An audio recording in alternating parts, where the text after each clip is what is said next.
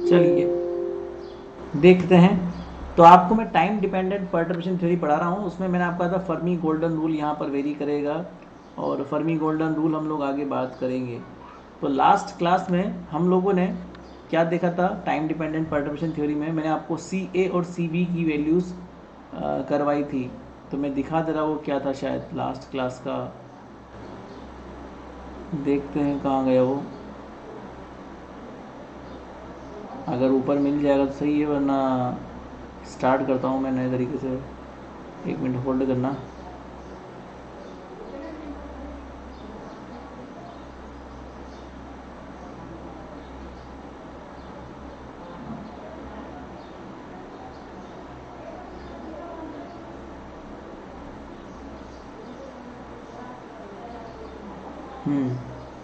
मिल गया। ठीक है, अब मैं स्क्रीन शेयर कर दूँ।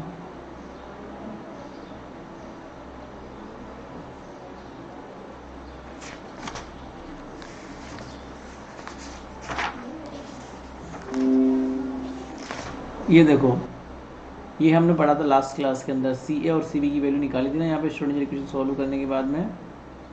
इसको पूरा सॉल्व किया था और ये सब सॉल्व करा था अपन ने, और लास्ट में क्या आया था, सी ए और सी बी की वैल्यू आई थी 8 नंबर, और ये 9th नंबर इक्वेशन। ओके, तो ये मेरे पास सी और सी बी का वैल्यू था। अब हम लोग क्या करेंगे, बात करेंगे जीरोथ ऑर्डर की। तो मान लो अगर तुम्हारे पास जीरोथ ऑर्डर है, जीरोथ ऑर्डर मतलब सबसे शुरुआती टाइम में। तो सबसे इनिशियल टाइम में आप देखोगे तो इनिशियल टाइम में टी बराबर 0 है। तो यहाँ पर सी ए जो है ना, टाइम पर डिपेंडेंट जो है वो जीरोथ ऑर्डर जो है वो कितना हो जाएगा हमारे पास, 1 हो जाएगा। और इसी प्रकार से सी बी टाइम पर डिपेंडेंट जो है वो जीरोथ ऑर्डर जो है वो कितना हो जाएगा, 0। आप टी बराबर 0 पुट कर दो, आराम से 0 आ जाएगा। इसी प्रकार से अगर आप फर्स्ट ऑर्डर की बात करते हो, मान लो फर्स्ट ऑर्डर का मतलब ये हुआ कि आपको एक बार सोल्व करना है उस इंटीग्रेशन को। तो फर्स्ट ऑर्डर में क्या हो जाएगा मेरे पास, सी ए जो 1 ऑर्डर का है वो हो जाएगा minus iota upon H cut integration C B T zeroth order है ना, exponential minus iota omega A B T and H prime A B. अब ये एच प्राइम ए बी क्या होता है, कल हमने समझ लिया था, मतलब लास्ट लेक्चर में ये होता है। और अब यहाँ पे आप देखो सी बी जीरो ऑर्डर क्या चीज़ है, 0 है। तो अल्टीमेटली सी ए यहाँ पे आप 0 पुट कर देंगे ना, तो ये अपने आप क्या हो जाएगा, ये आपको 0 प्रोवाइड करवाएगा। इसी प्रकार से आप जब सी बी फर्स्ट ऑर्डर निकालेंगे ना, तो सी बी फर्स्ट ऑर्डर क्या हो जाएगा, minus iota upon H cut. इधर देखो, हमने यहाँ पे जीरो ऑर्डर में यहाँ पे देखो, यहाँ पे लिखी थी ना वैल्यू, ये सी ए की वैल्यू थी, यहाँ पर सी बी आ रहा था। बट जब सी बी टी निकालेंगे ना फर्स्ट ऑर्डर में, तो ये हो जाएगा बेटा C A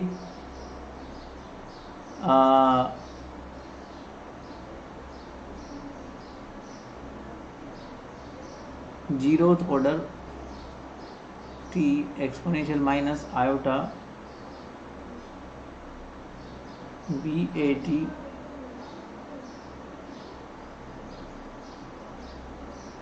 H prime B A और डी टी। यहाँ पर देखो यहाँ पर सी ए जीरो ऑर्डर का मतलब फॉर्मूला कितना है, 1 है। तो इसको 1 पुट कर दो।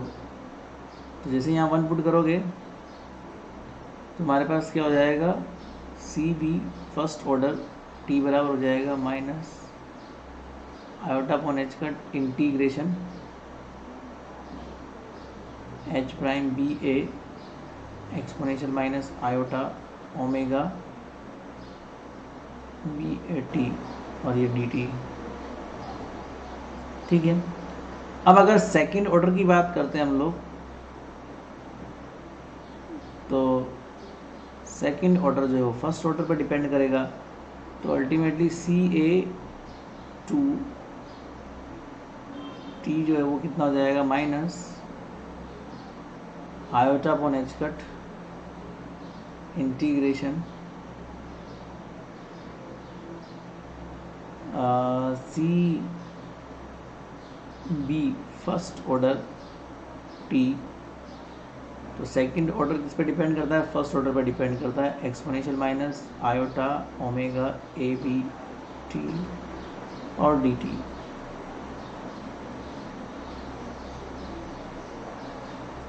अब ये जो फर्स्ट ऑर्डर है वो जीरोथ ऑर्डर पे डिपेंड करता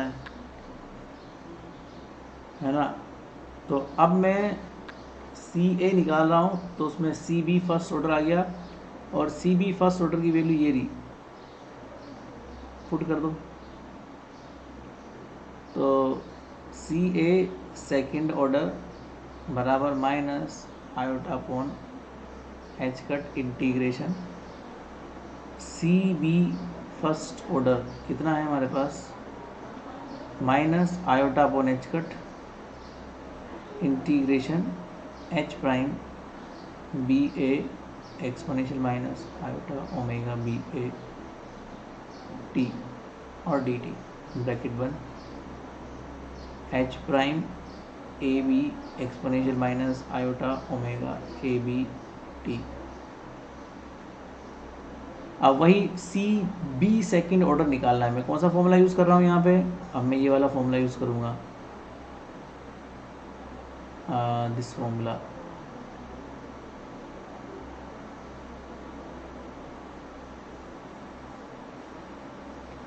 तो यहाँ पर हमारे पास CB जो है ना वो CA पर डिपेंड कर रहा है, तो ये अगर सेकंड ऑर्डर होगा तो ये फर्स्ट ऑर्डर में काउंट होगा। तो ultimately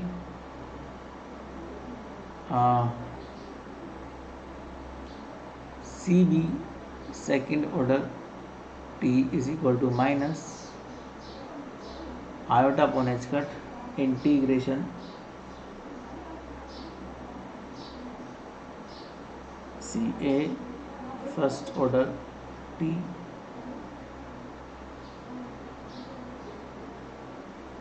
minus iota omega AB, अच्छा ऊपर BA था, ये BA है, सॉरी,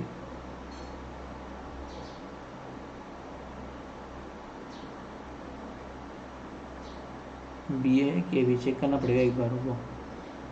CA में क्या है, AB है कि BA है, अच्छा इसमें AB है और इसमें BA है, ओके। तो यहाँ पर तो AB आएगा, इसको तो AB ही रहने दो और यहाँ पर BA आ जाएगा DT। CA फर्स्ट ऑर्डर की वैल्यू कितनी है, ऊपर चेक करना है एक बार, CA फर्स्ट ऑर्डर कितना है, 0। तो CA फर्स्ट ऑर्डर की वैल्यू 0 है, तो यहाँ 0 पुट कर दो। तो 0 पुट करते ही कितना हो जाएगा हमारे पास, ये वैल्यू 0 पुट करते ही यहाँ पर कितना आ जाएगा, 0 आ जाएगा, ठीक है। तो अल्टीमेटली इस प्रकार से चलता रहेगा, first order, second order, third order जो भी है। तो अगर मैं nth लेवल तक आ जाऊँ, सो सिमिलरली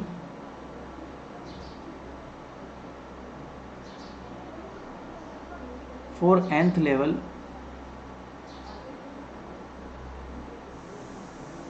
सिस्टम, तो क्या हो जाएगा, CNM T is equal to जाएगा माइनस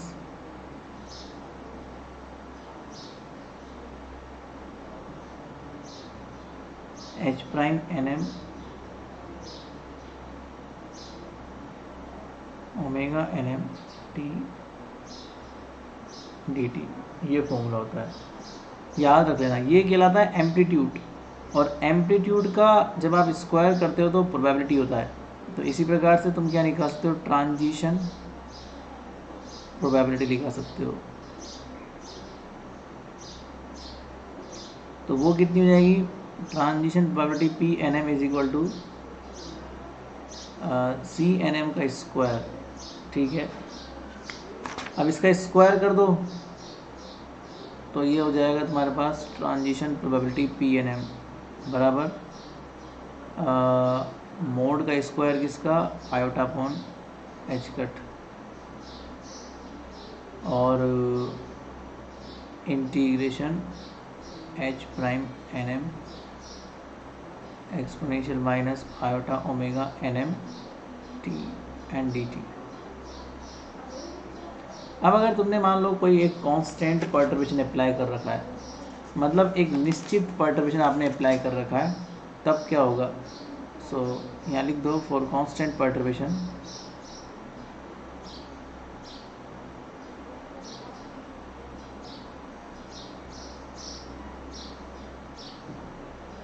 कांस्टेंट पर्टर्बेशन का मतलब ये हुआ कि if time dependent part of Hamiltonian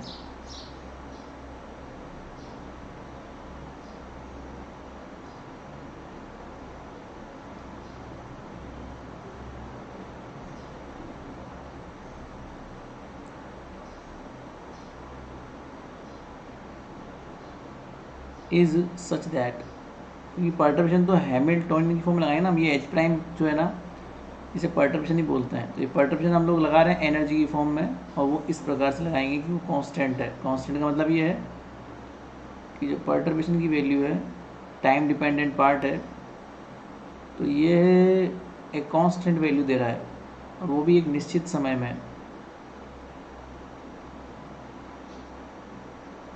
zero है,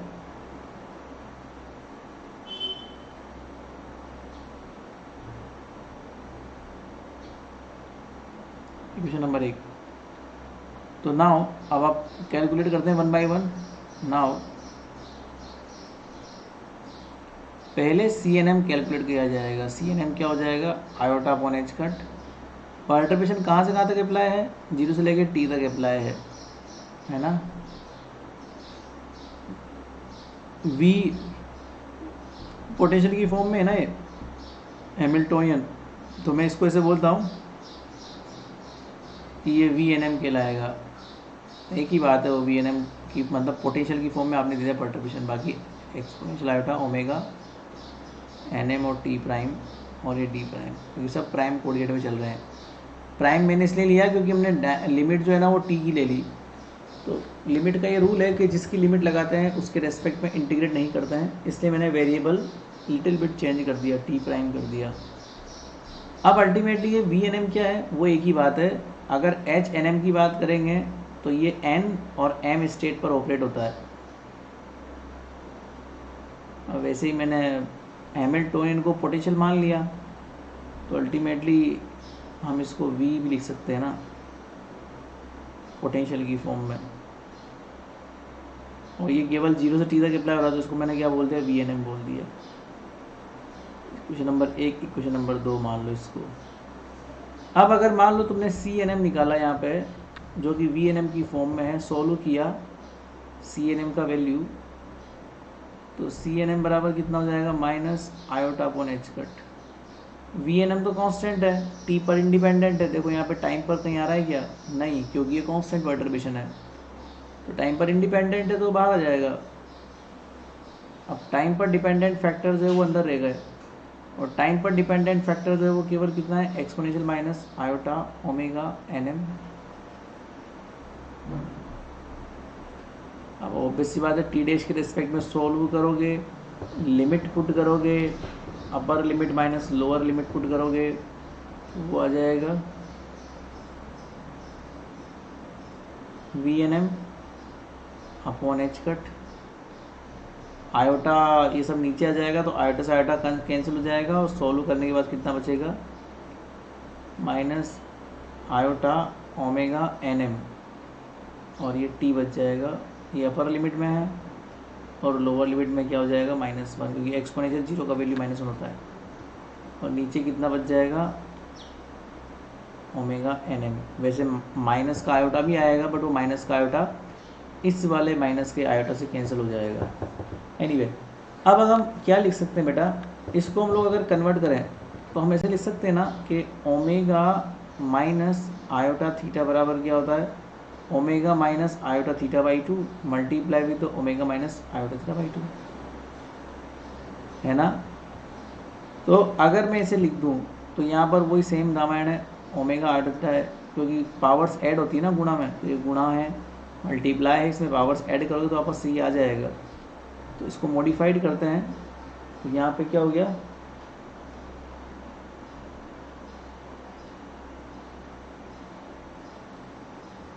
वी एन एम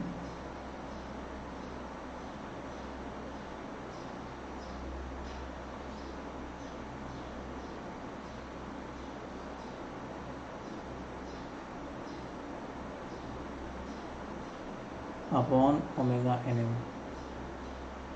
अब क्या करिए आप लोग, सी एन एम का कर रहे ना calculation, exponential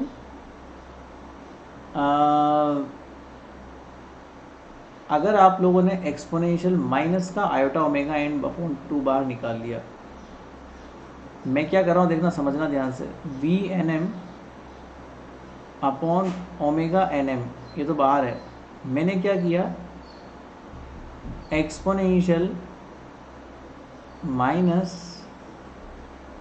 iota omega N M T upon 2, इसको बाहर निकाल लिया, और बाहर निकालने के बाद में 2 आयोटा का डिवाइड कर दिया और 2 आयोटा का मल्टीप्लाई कर दिया। अब अंदर क्या बचेगा, एक बाहर निकल गया तो एक तो बचेगा। अब यहाँ पर ये वाली क्वांटिटी नहीं थी, exponential minus iota omega N, तो ये अपॉन में आ जाएगी क्वांटिटी, और अपॉन जब ऊपर जाएगा तो प्लस पावर में जाएगा, है ना, तो ये प्लस पावर में ऊपर चला जाएगा, तो कितना बच जाएगा मेरे पास, plus iota omega N M T upon 2। तो क्या अब आपको ये साइन का कुछ दिख रहा है, एक्चुअली में साइन थीटा बराबर ही होता है,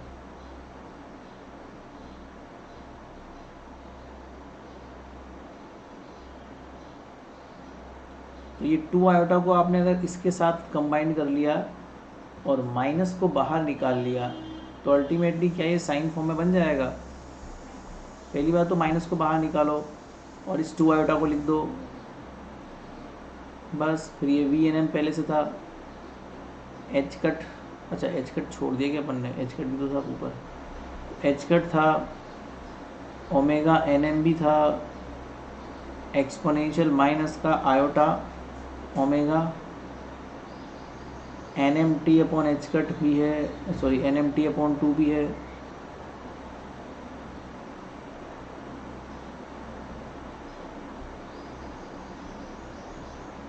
और यहाँ पर साइन बन चुका है omega N M T upon 2 पर, इक्वेशन 3, ठीक है।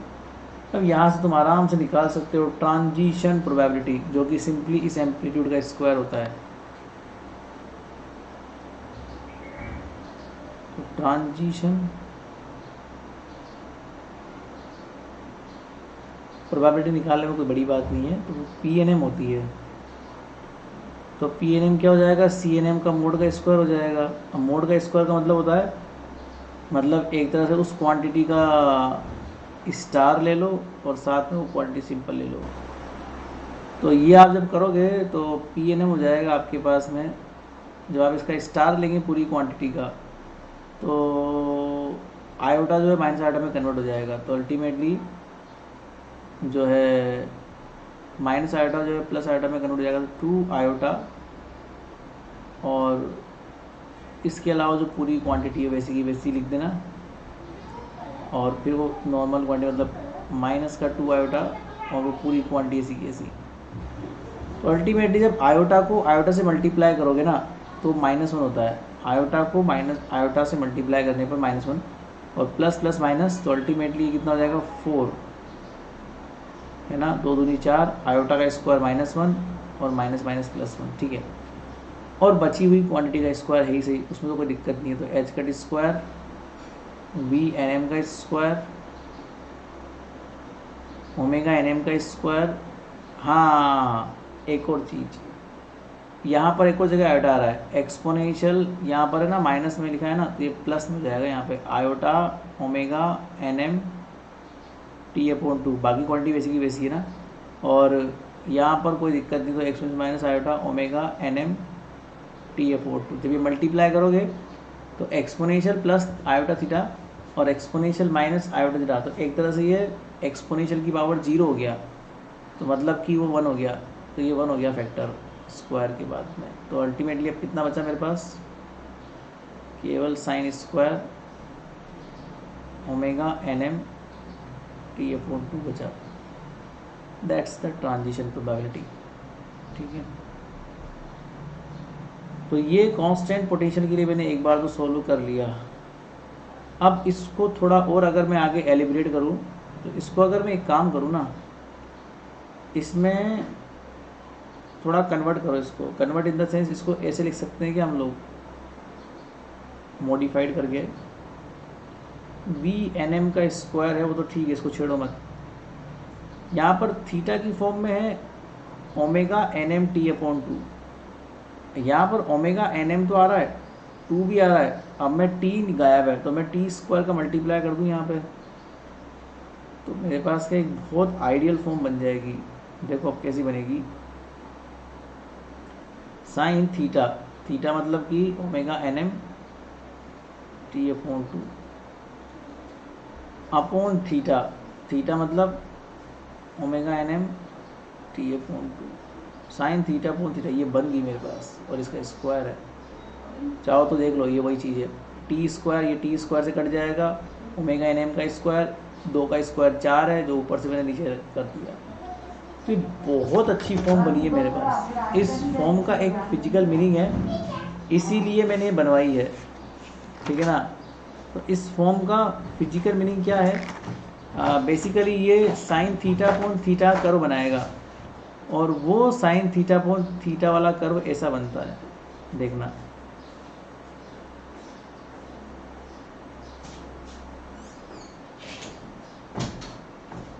मतलब कि जो 0 होता है ना, उस पर होता है मैक्सिमम, ठीक है। फिर अपने आप ये वैल्यू धीरे धीरे कम हो जाती है, जैसे यहाँ से जाओगे तो ये कम हो गई, फिर ये कम हो गई, ये साइन थीटा अपॉन थीटा वाला कर्व है।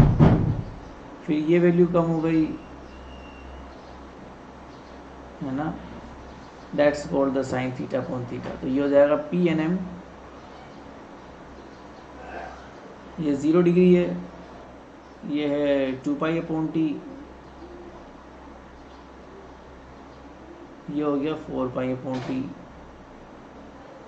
मतलब ये dimension of omega n, frequency की डायमेंशन है ये। तो फ्रीक्वेंसी ओमेगा में और पी में मैंने प्रोबेबिलिटी में कर्व प्लॉट किया है।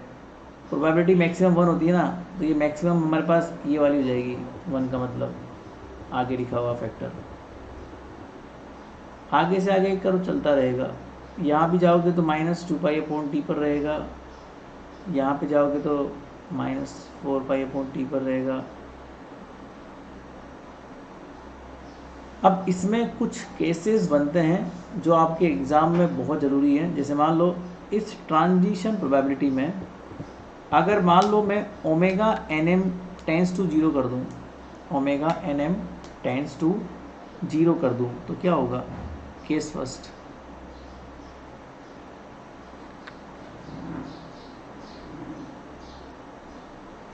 एट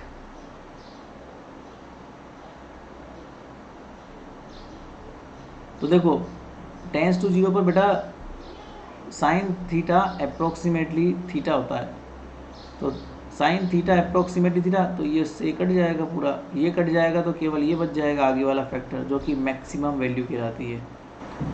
तो हमारे पास पी एन एम जो है ना वो कितना बच जाएगा,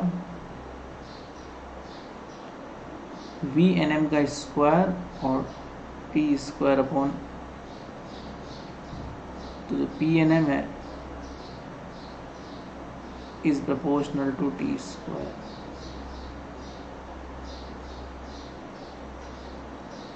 So for small values of omega nm,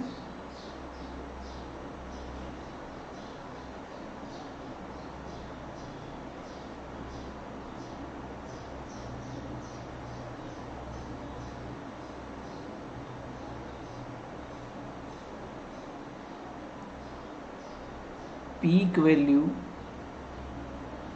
मतलब चोटी वाली वैल्यू ऑफ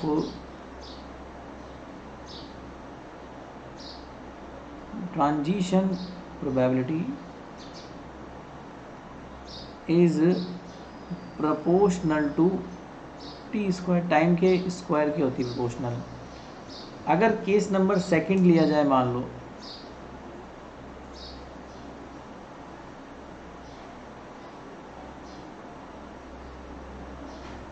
मतलब मान लो इफ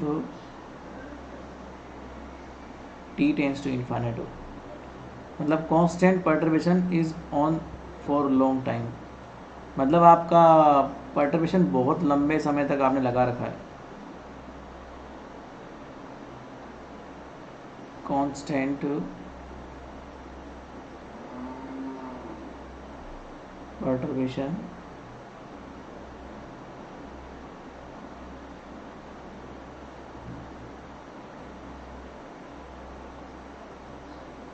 लॉन्ग टाइम, तो उसको अगर आप लॉन्ग टाइम के लिए अप्लाई कर देते हो ना, तो जो लिमिट है ना, इस पर आपके पास में जो साइन स्क्वायर है और मतलब बीच में कोई फंक्शन है, उसको मैं वाई टी मान लेता हूँ, अपॉन ये पाई है वाई स्क्वायर टी है, इसको एफ वाई के मैं मान लेती, ये एक स्टैंडर्ड फंक्शन है। इसकी वैल्यू ऊपर पुट करोगे तो जो पी एन एम है उसका वैल्यू आएगा pi pi y n m square upon t upon H cut square, और यहाँ बचेगा, नहीं वाई नहीं है, मतलब वी होना चाहिए, रुको रुको, वाई नहीं होगा, ये वी होना, ये वी है, sorry that's not y, that's the v, ये वी है। मैंने पाई का मल्टीप्लाई कर दिया उस पी एन एम वाली इक्वेशन में और पाई का डिवाइड भी कर दूंगा। Sine square omega N M T upon two, ये तो पहले से ही था, omega N M upon two का होल स्क्वायर और टी, ये पहले से ही था, ठीक है। टी का टी से एक बार काट दिया मैंने और कुछ नहीं है, यहाँ पाई लिख दिया मैंने बस, और कुछ नहीं करा, ताकि वो स्टैंडर्ड फंक्शन बन जाए तुम्हारा। ये स्टैंडर्ड फंक्शन जो है ना, ये डेल्टा फंक्शन कहलाता है। डिराक डेल्टा होता है ना, जो किसी पर्टिकुलर पॉइंट पर इन्फाइनाइट जाता है, तो यहाँ पर भी आपका टाइम इन्फाइनाइट है, तो ये पर्टिकुलर फंक्शन जो है ना वो इन्फाइनाइट पे जाएगा, स्टैंडर्ड फंक्शन जो है। तो ये हमारे पास कितना हो जाएगा,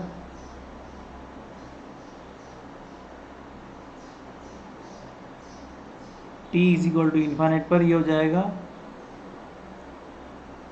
स्टैंडर्ड डिराक डेल्टा फंक्शन। और अगर यहाँ y था तो यहाँ y था, यहाँ y की जगह क्या है, omega N M upon two, जहाँ पे ओमेगा एन एम क्या है,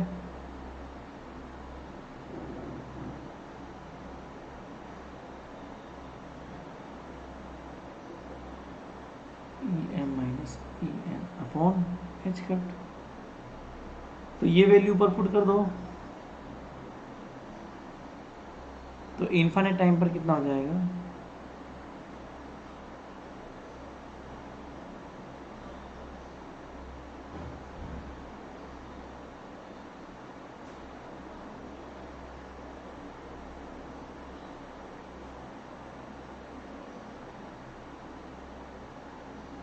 ठीक है। एच कट और टू है, तो ये टू को बाहर निकालना पड़ेगा ना,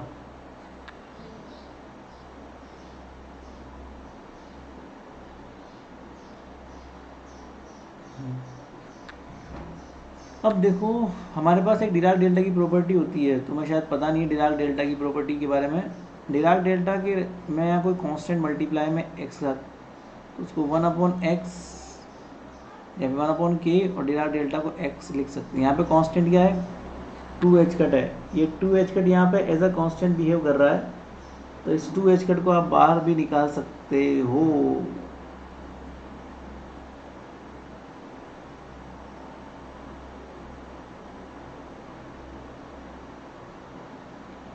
ओमेगा nm/2 है ना,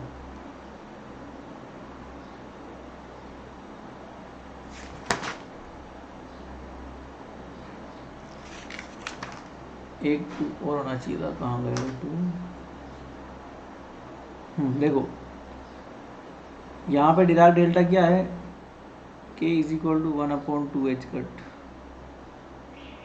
तो इसको तुम ऐसे कर सकते हो ना कि P(nm)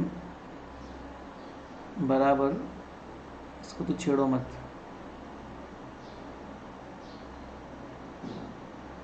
बट यहाँ पे 1/1/2h कट लिख सकते हो। तो डिराक डेल्टा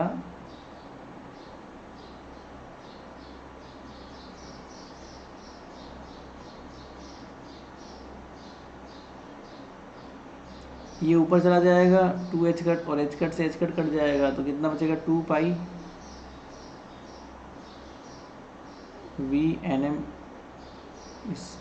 t/h कट से h कट, तो h कट बचेगा। बाकी Dirac delta Em minus En, that's the transition probability at t is equal to infinite.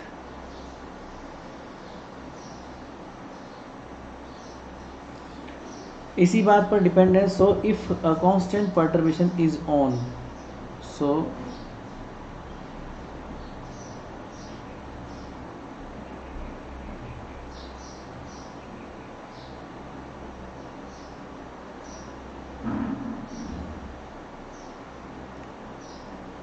Perturbation is on, मान लो परटर्बेशन ऑन है फॉर लॉन्ग टाइम, मतलब कि लंबे समय के लिए आपने अप्लाई कर रखा है उसको, तो मतलब ये हो गया then transition probability, then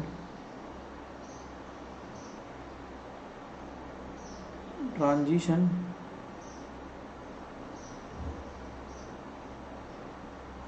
probability is proportional to t, is proportional to t, मतलब लीनियरली डिपेंडेंट है। ऊपर क्या लिखा था मैंने, अगर t टेंस टू 0 है, स्मॉल समय के लिए अप्लाई है, तो ट्रांजिशन प्रोबेबिलिटी t के प्रोपोर्शनल, t स्क्वायर के प्रोपोर्शनल है। यहाँ पे क्या लिखा है मैंने कि t के प्रोपोर्शनल है, इसलिए दोनों अलग अलग जगह अलग अलग बातें हैं। t के प्रोपोर्शनल है या स्क्वायर के प्रोपोर्शनल है, वो डिपेंड करेगा कि t टेंस टू 0 है या t टेंस टू इन्फिनिट है। अब आगे एक और चीज़ बचती है लास्ट इसमें, वो है Fermi golden rule.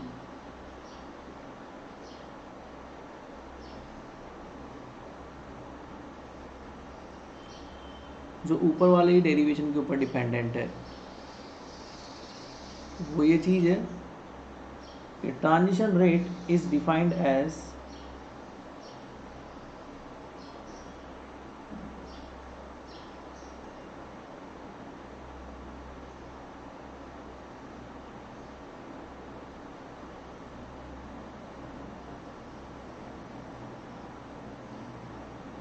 Transition probability,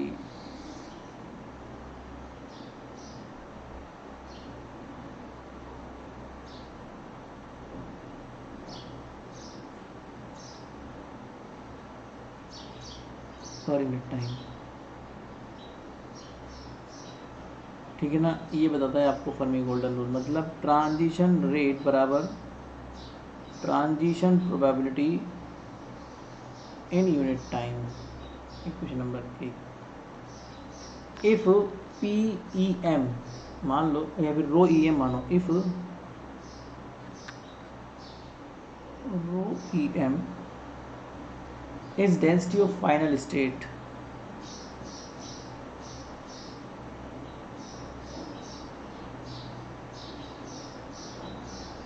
is density of final state,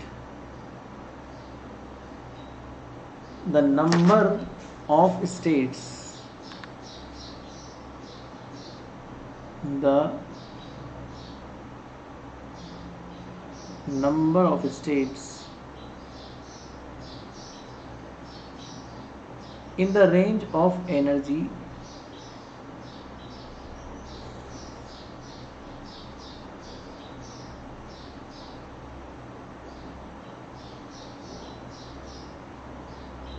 EM to EM plus DEM। तो इस रेंज में आपको क्या निकालना, नंबर ऑफ स्टेट्स निकालनी है। तो कितनी हो जाएगी, density multiply with the area, वो एरिया कितना हो जाएगा उसका, DEM एरिया हो जाएगा। तो वो यही बोलता है फर्मी गोल्डन रूल कि आप ट्रांजिशन प्रोबेबिलिटी निकाल सकते हो। तो फर्मी गोल्डन रूल के accordingly total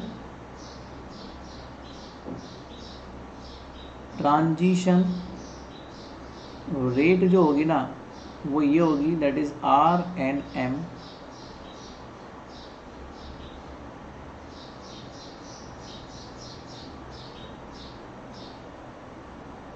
is equal to integration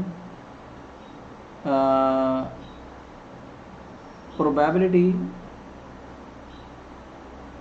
in t time multiply with the density of states। तो इसका मतलब ये हुआ कि RNM वो हो जाएगी, या फिर इसको ऐसे मत लिखो, ऐसे लिखो तो ट्रांजिशन प्रोबेबिलिटी। हम जानते हैं कि ट्रांजिशन प्रोबेबिलिटी क्या होती है, आप ये जानते हो ना कि PNM बराबर क्या होता है, अभी भी आपने पढ़ा था। तो 2πt/h कट VNM का square Dirac delta EM minus EN, ये भी आपने पढ़ा। सो यहाँ पुट कर दो तो रेट आ जाएगी। तो रेट कितना आ जाएगा, रेट आएगा 2π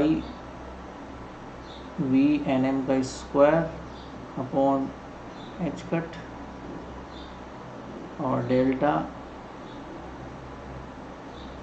EM माइनस EN है ना। और यूनिट टाइम था इसलिए टाइम से टाइम कैंसिल कर दिया मैंने और टाइम लिखा ही नहीं मैंने। और रो EM और DEM तो आएगा ही आएगा। अब देखो डिराक डेल्टा को सॉल्व करना है आपको, तो कांस्टेंट क्वांटिटीज़ को बाहर निकाल लो। कांस्टेंट क्या है यहाँ पे, 2π कांस्टेंट है, VNM कांस्टेंट है, h कट कांस्टेंट है। तो यहाँ पे रो EM है,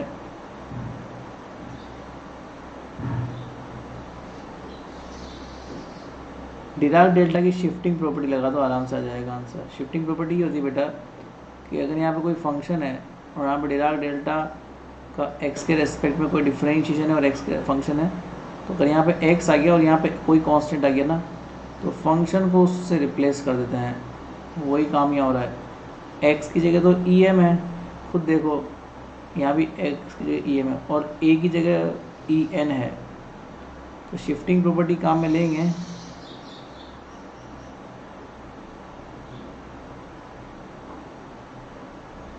ये रो EN हो जाएगा, ये फंक्शन तो रो है ना।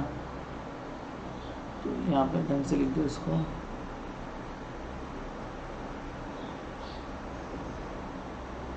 ये फर्मी गोल्डन ट्रांजिशन रेट कहलाती है, फर्मी गोल्डन रूल कहलाता है। अब इसी को बोलते हैं, so transition is possible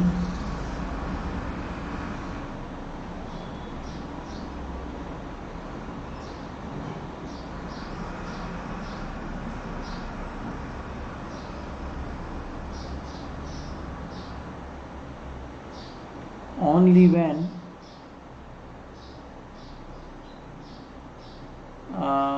EM is equal to EN, which represent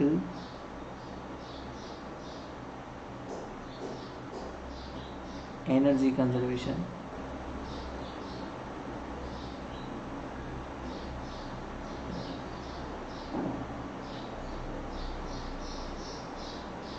समझ में आ गया। So it is known as golden rule.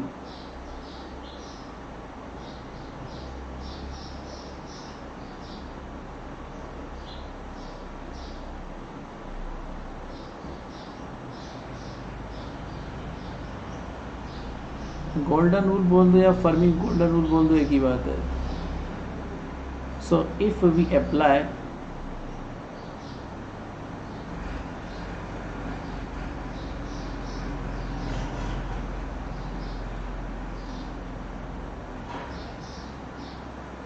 constant perturbation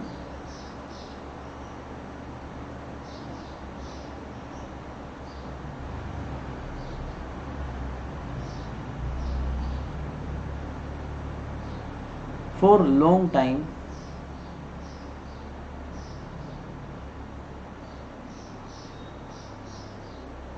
then transition is happen between